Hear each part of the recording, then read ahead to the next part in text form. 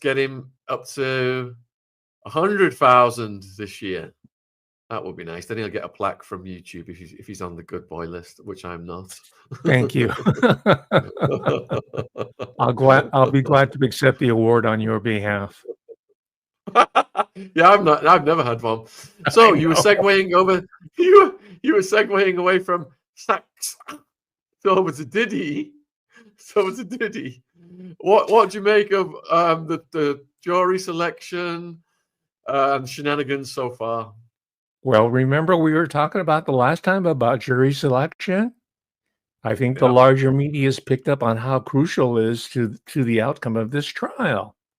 It's all about the jury selection. Now, Mark Garagos has a podcast with another personality, media personality by the name of Harvey Levin. It's called Two Angry Jurors, I believe, right? Based on this Broadway play and movie about 12 Angry Men. All the jury selection people, I'm talking about the defense team, has to do is come up with not two angry men, but two passive-aggressive, middle-aged Black women to completely gum up the works of the prosecution, which, by the way, is partly in cahoots with the defense. Can people wrap their mind around that the justice system does not work in a binary fashion? Defense versus prosecution, good versus evil. At this level, they're playing in the gray zone. We were just talking about the SOJ. They work the gray zone. They work the margins. They work the edges. So guess who's heading the prosecution team? Southern District of New York. It's Maureen Comey. Does that ring a bell? Comey, as in James Comey, former head of the FBI before President Donald Trump fired his butt. He was also once the head of the Southern District of New York for a year himself. So his roots go really deep into SDNY and through his daughter. There he is, the gentle giant, James Comey. His daughter's running the show. So anyway, the point I almost forgot to complete is that what's going on here is a trial, yes, but underlying the trial is what they called in the post-war Cold War period, 1950s, all the great policy intellectuals that were talking about war between the Soviet Union and the United States. They crafted something out of the think tanks called strategies of containment, because they wanted a war. They wanted the Cold War. They wanted the tension between East and West, just like the justice system needs the tension between prosecution and defense in order to completely legitimize and extend a corrupt system. Right. And as you know, very well know, and I think you just made sort of an aside, but I think it's an important point. In America, the American justice system, which you have an intimate experience with, it's the best system that money can buy. Right? And P Diddy's people have tons of money. It's almost, I mean, they're printing the money, so they've got lots of it. But the point is that they want to make sure that it's contained, that that's where the strategy of containment is concerned, in just to the certain narrow band of characters. And that would include Sean Combs, and they'll bring in some peripheral people like Al B. Shaw and the memory of Kim Porter, and they'll bring in Cassandra, right? All these people here. But it's part of this, the theatrics by which the two wrestlers are on the same team. They're on the same payroll, right? As bad as that, and I'm trying to be real here. I'm not talking about law school, L1, the first year of law school. I'm talking about the people who go to Loyola Law School, trained by the Jesuit, win at any cost mentality, versus the Yale people, the Harvard. Comey comes from Harvard. Garagos Jr., Teeny, comes from Loyola. Her father's also from, she's a second generation Loyola Law School graduate. And those guys in America, they're known as street fighters. They're known as knife fighters. They can shred any white shoe lawyer from Yale, Harvard, Columbia, you name it, because they get down and dirty in the gutter, and they will win at all costs. And the way they're going to win, according to Professor Hamamoto's patented, trademarked, copyrighted cultural forensics methodology, is they have to get 2 angry black women on the jury, and they gonna win. They gonna walk. P Diddy gonna walk. And I know this from history because this is why cultural forensic historical panorama is so important, because Garagos goes back to the O.J. Simpson trial, which I followed back in 1994. It was decided in October 1995, but Mark Garagos was at the table during all of it. Mark, again, that's how far he goes back, but that's a generation ago. Most of the people have forgotten about this. It's really key because it's part of our cultural, historical, and juridical memory that is part of the subtext of the Shaun Combs trial going on now. So we have to foreground it. We being whoever side you want to pick, right? The prosecution or the defense, both of them are missing out on it. They're looking at strictly from a juridical, legal perspective. But in the age of cell phones, and it was only getting underway when OJ was under trial here, all this information is known to almost everybody out there. They're not going to get a pristine, uninformed jury. They're going to get someone who's been marinating in the whole P Diddy story from the jump. That's Mark Garagos. He's Armenian, by the way. And I mentioned this because ethnicity, that's Orenthal James Simpson, who passed away not long ago. He was an American football hero in college, USC, University of Southern California, Los Angeles. And then he became an NFL, National Football League star and a media personality, and people know the rest.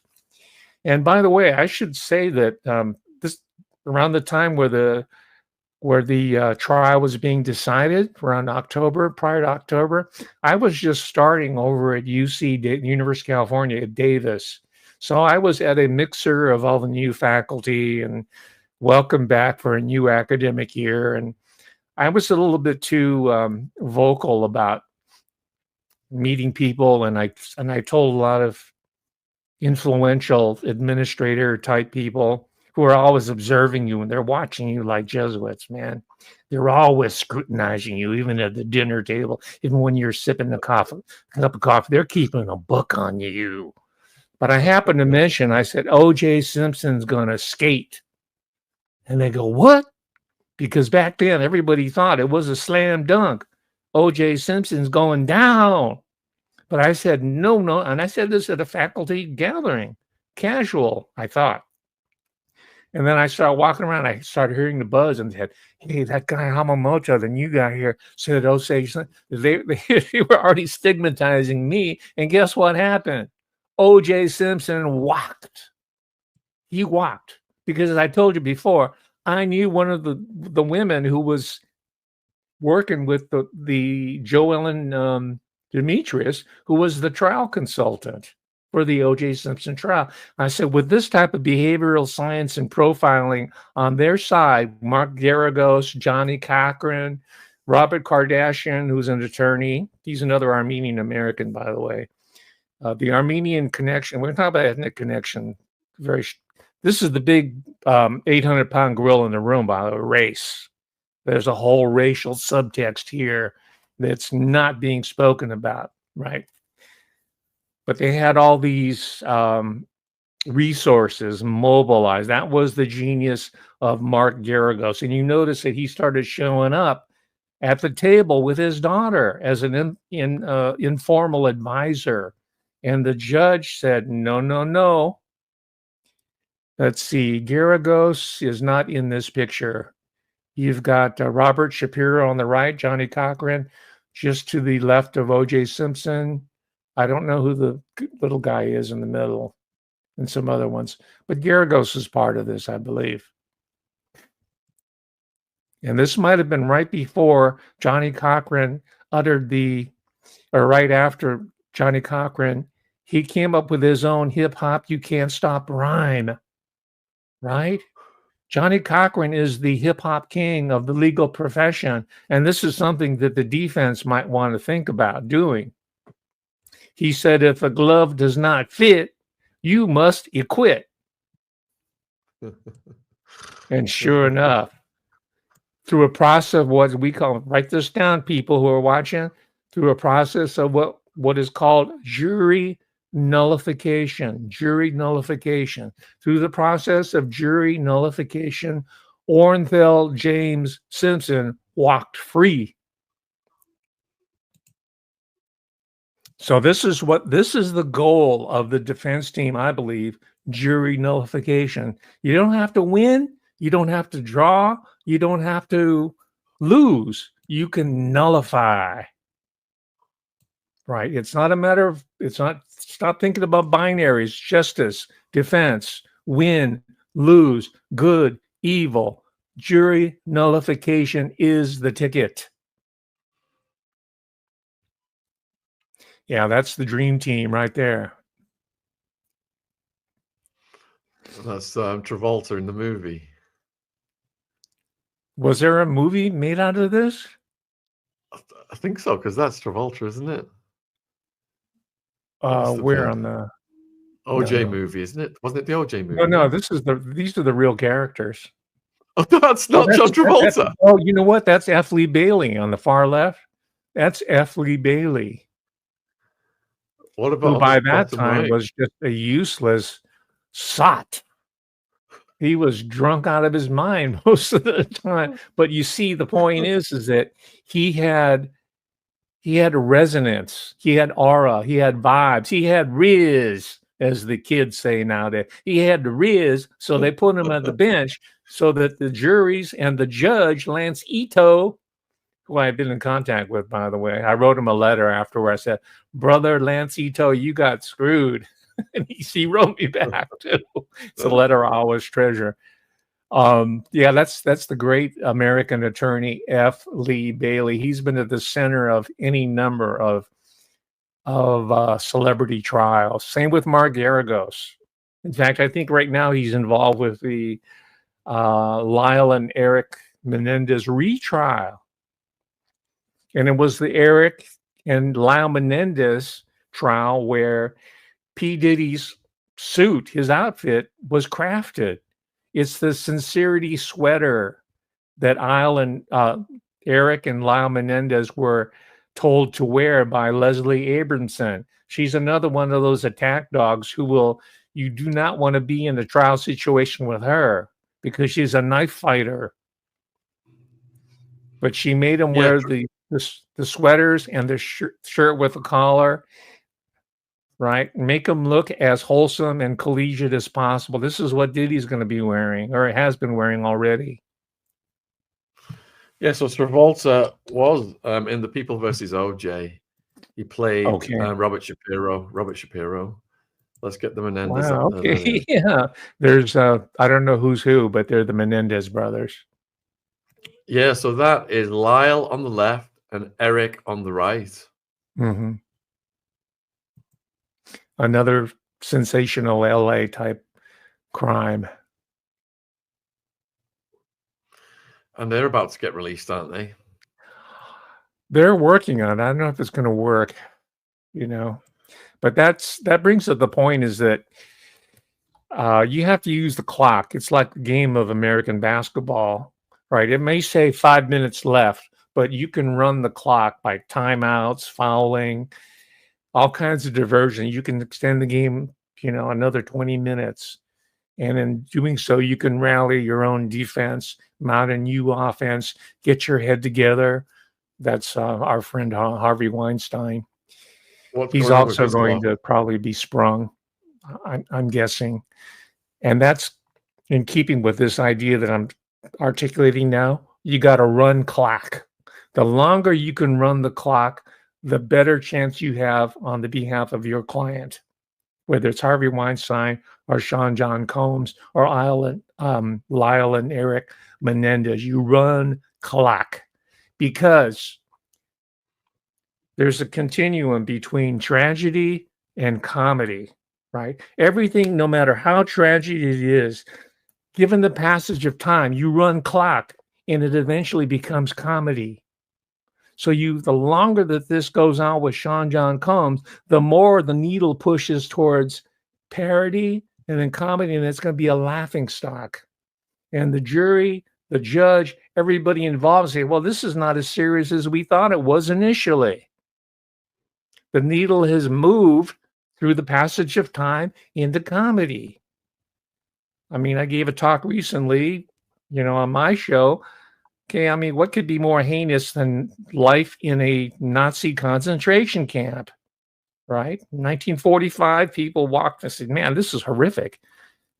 Less than 2 decades later, there was a television sitcom on CBS television called Hogan's Heroes, a situation which was set in a Nazi concentration camp.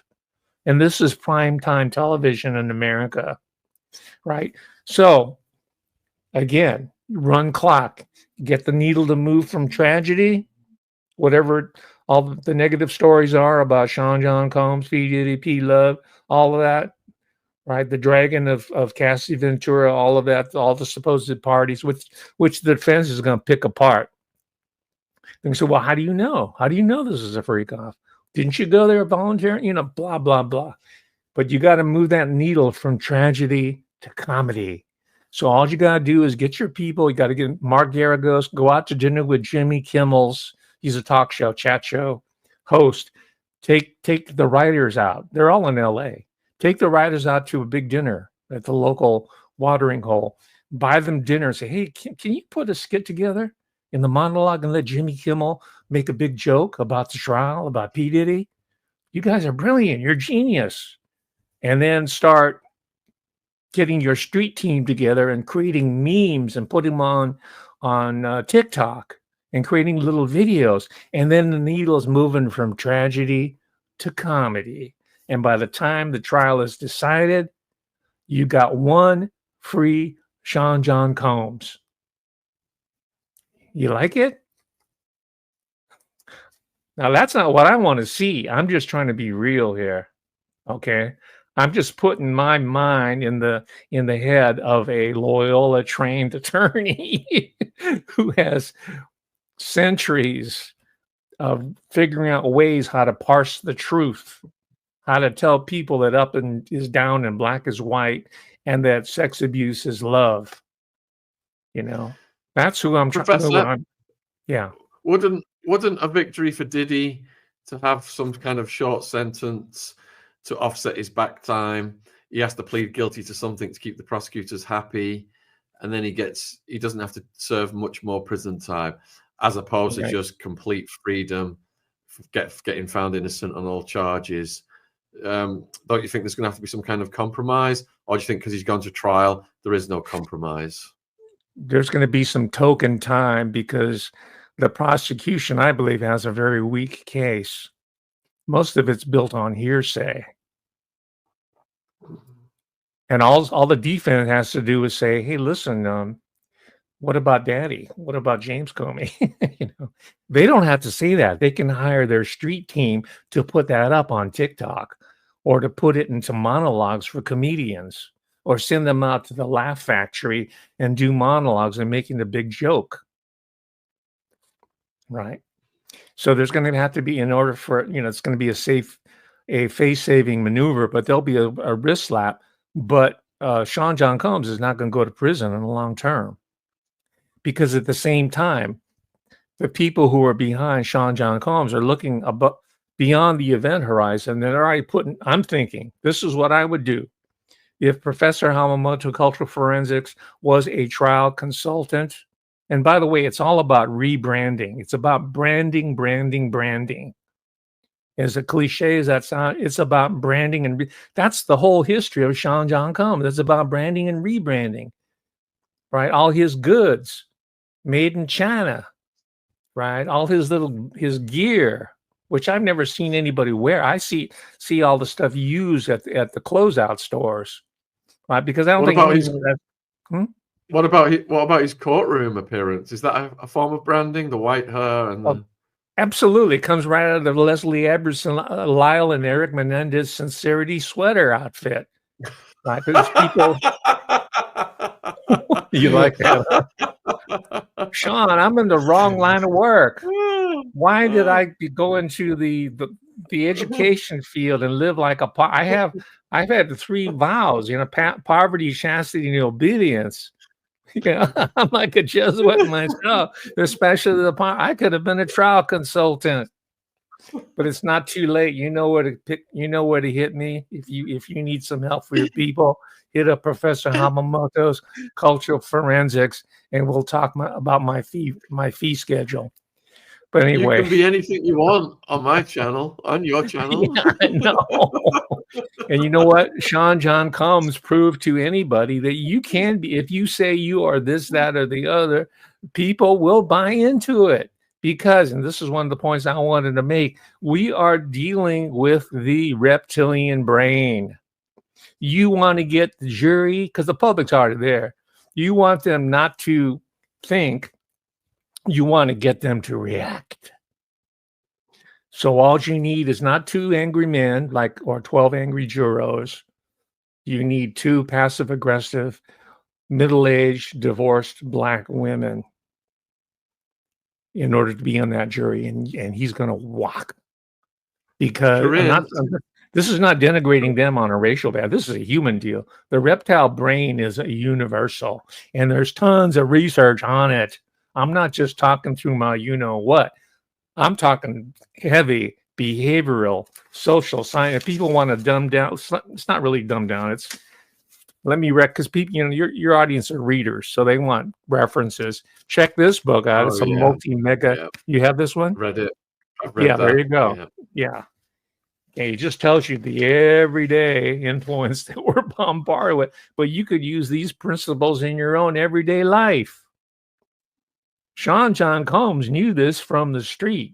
Plus, his handlers were instructing him all the way down the line. Clive Davis, all the confidence men that he ran with. Plus, it's transgenerational through his father, his milieu of gangsters. These are hustlers. The hustlers is all about influence. Oh, by the way, so Corinne, go on. This is another reference. I found it. I was cleaning out my storage unit. It's about 2010, 2011 published, called The Big Payback. It's the history. There's tons of references to Shaun John Combs, P Diddy in this book, if you want a general history. But this is the social psychology that the defense team, Teeny Garagos, has to overcome. She has to overcome the public sentiment of the big payback. Because most of the public now is thinking that, hey, P. Diddy had a champagne lifestyle. He got to go to all the mansion parties that only could dream about. So he's getting his comeuppance. He's getting the big payback. So they have to move that needle from the big payback to Shaun John Combs, the repentant. Because Americans love stories of repentance and salvation. We want redemption. We want the Shawshank redemption. So his people should already be setting up the foundations for the Shaun John Combs Home for Abused Kitty Cats, right? Or the Research Center at Yale University for Traumatic Child Experiences, something like that. Right, we'll come up with some. Just hit me up, and your consultant Corinne's will asking. Yes. Corinne's asking about access to hair color in prison, or has he let himself look like an old man? So, Corinne, I remember one day I was going to court with Wild Man and Wild Woman, and the Wild Woman showed up with her hair every color of the rainbow. And I later found out how she did that in the county jail. And they used Kool-Aid powder to create these colors in the hair. Yeah, I had a friend whose teenage daughter dyed her dog pink using Jell-O mix. Yeah. Wow. And I walked around with that dog, Pink, and I felt so self-conscious walking that dog around because, I think it would scare the parents. Yeah. By the way, the gray hair stuff, I included a graphic here. It's a classic picture from a set of stories, 19th century, by a guy named Joel Chandler Harris. And this character is known as Uncle Remus. Can you put that up there? Or is it Uncle considered racist? Remus. Uncle Remus. If in doubt, leave it out. Let's. Okay, but this is the history. This is culture. This is what's in our epigenetics. This is in the reptilian brain. But Pam wants to know. Oh, Uncle sorry, keep Remus going. is an older, respectable black man with gray hair. So Sean John Combs is playing it perfectly. He's letting the gray come out. Plus, he's wearing the sincerity sweater. He's dropped the the ear studs and all that. All the gangster wear, that's out the window. He's got to be Uncle Remus. He's got to be like Morgan Freeman. All right. Now I'm just telling you objectively. I'm talking about winning.